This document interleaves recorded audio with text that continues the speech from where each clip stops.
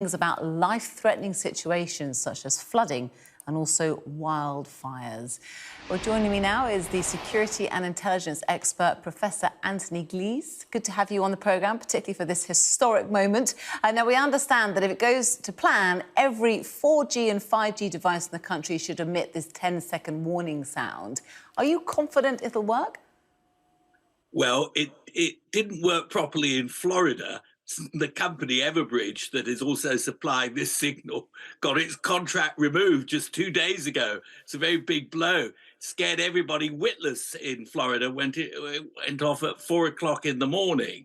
So I think the government's got to be fairly confident that it does go, and I'm confident too that it doesn't terrify us. So it's quite an exciting moment.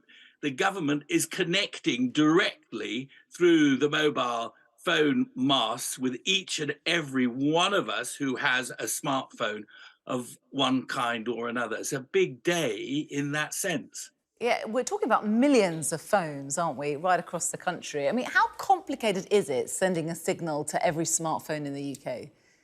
Well, I'm not techie, but it clearly very complicated, as we saw in the case of Florida, and not just Florida. This has often gone wrong. So a signal has been sent when no signal should go.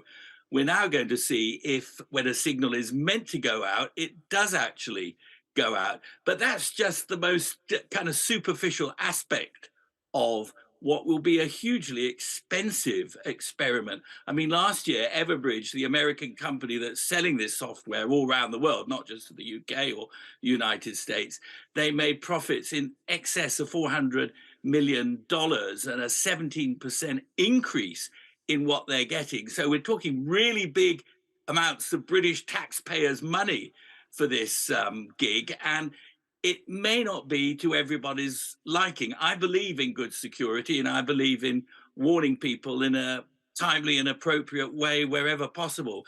But this kind of stuff, I think, definitely goes too far. Oh, well, there you go. That's certainly our runner's phone, which we've put on the desk here right in front of me, and I'm sure you can hear that as well. Shall we have a quick listen in? Let's have a listen. Well, early. We should... First time we can say that about anything in this country. We're not talking about the trains, are we? I think we've got 30 seconds to go before 3 o'clock. It was actually too early, to tell you the truth. Did yours go off at the same time as well? Did yours go off? Mine went off at the same time, but it's not 3 o'clock yet. It's a minute early, and that will be disquieting for some people. Did not go off exactly when it was meant to go off. Right, OK. Well, it's now 3 o'clock. Let's see if we get another signal. We probably won't, will we? I mean, it was loud, wasn't it? And it was meant to be 10 seconds. That seemed like a very short 10 seconds for me. Actually, I can hear other people's phones going off in the gallery behind me here. So it looks like it's been staged. Were you expecting that, or is it a case that some phones are going to get the signal just a few seconds early? Well, I weren't expecting it because it's never been done before. I mean, we've had checks during the COVID crisis, and very useful they've been too at a time of major national emergency.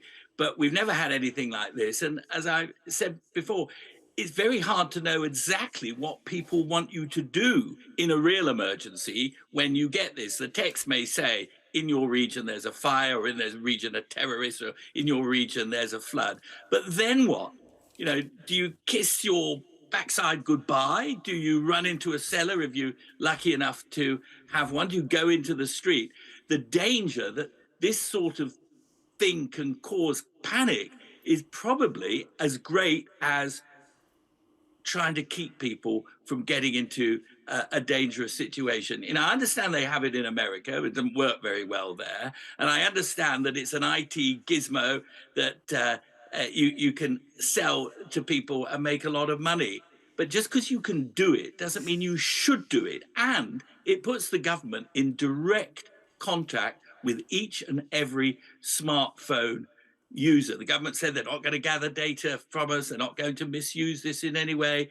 But, you know, it is a step towards the Big Brother surveillance state. And I believe in mining mobile phone information to keep the people in this country safe under very special conditions, but generally giving the government a chance to call each and every one of us up nanny state does not begin to do it.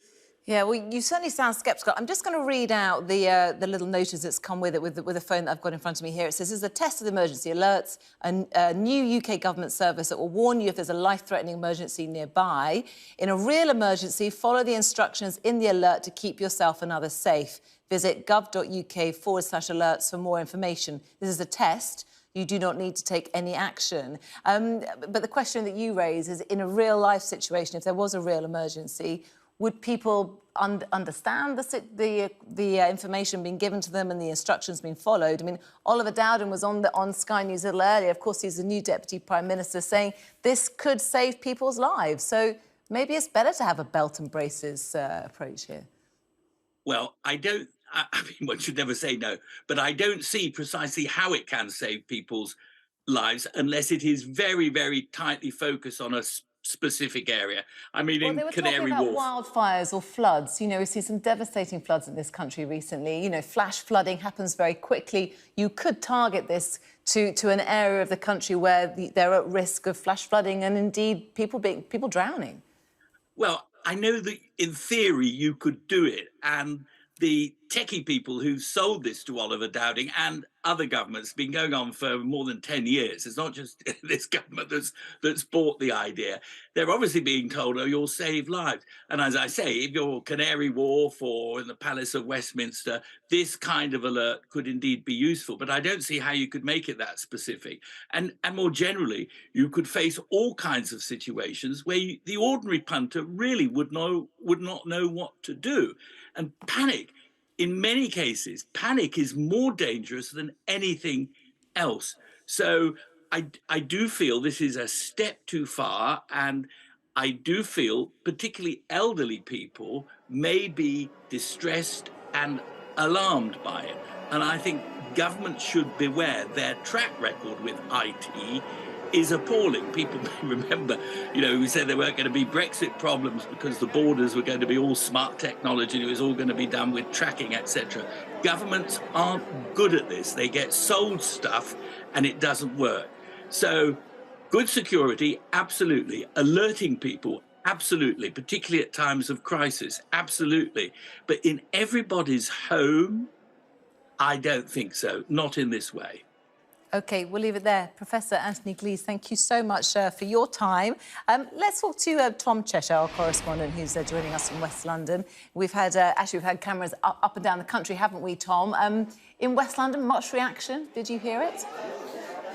Yeah, I mean, it was a bit of a cacophony, wasn't it? A bit of a surprise because it did come early, so people here looking at their phones. We'll ask everyone finishing their Sunday lunches what they thought of it. Guys, when that alarm went off, were you expecting it? Was that how you think it was going to be? Didn't go off. Yours didn't go off? I didn't go off. You didn't get one? No. Mine came later. Some of us came before us, so yeah. And was it loud? Was it Quieter than expected. not loud enough for an emergency in that situation? maybe next time they can do it. Come over here, guys. Was it as you expected? Did you know it was going to happen? I knew it was going to happen, but it actually didn't go off with me. Yeah, we had a couple. Yeah, we had a few. We feel victimised. So around this table, some have been selected, some have been left behind, as it were. Yeah. And did you know ahead of it? I mean, there was some sort of briefing around it because it's the first time it's been used. Did you all know it was going to happen? Is it something that the message you got through? Some did. I didn't personally. I didn't know today either. No. I had heard about it, but through people at work, not through any sort of notifications. And I thought the wording was a bit extreme. In what sense? Well, I think severe alert when it's a test is a little bit far. Yeah. Yeah, fair enough. But not too much of an interruption to a Sunday afternoon. Not at all. And a good way to finish a good lunch by the looks of things. Thanks very much, guys. So yeah, a bit of a mixed reaction. Lots of people not getting it there. I mean that's interesting because when you think about what this is, everyone in the country, well, 88% of people has a smartphone. So there's never really been so many people in the UK looking at the same thing at the same time. That's if everyone got that message. Of course, as we've been talking about, the government says that is important for safety in terms of warning of a terrorist threat. It can be more geographically located. Others pointing out there's probably fears around privacy. But it's got a very mixed reaction here in southwest London. OK, for now, Tom, thank you very much. Tom Cheshire there, joining us live from southwest London. And That was the alert that you should have got just a few minutes ago, reminding you of, an alert, but it being just an alarm at this particular occasion for you to swipe left, but listen for the future. Let's turn our attention to the rest of the day's stories for you now. British diplomats and their families have been evacuated from Sudan. British efforts follow those of the United States, which had already flown out its staff of the country in an operation conducted by special forces. The news was confirmed by the Prime Minister in the past 2 hours, who said UK armed forces have completed a complex and rapid evacuation of British diplomats and their families from Sudan amid a significant escalation in violence and threats to embassy staff. I pay tribute to the commitment of our diplomats and bravery of the military personnel who carried out this difficult operation. We're continuing to pursue every avenue to end the bloodshed in Sudan and ensure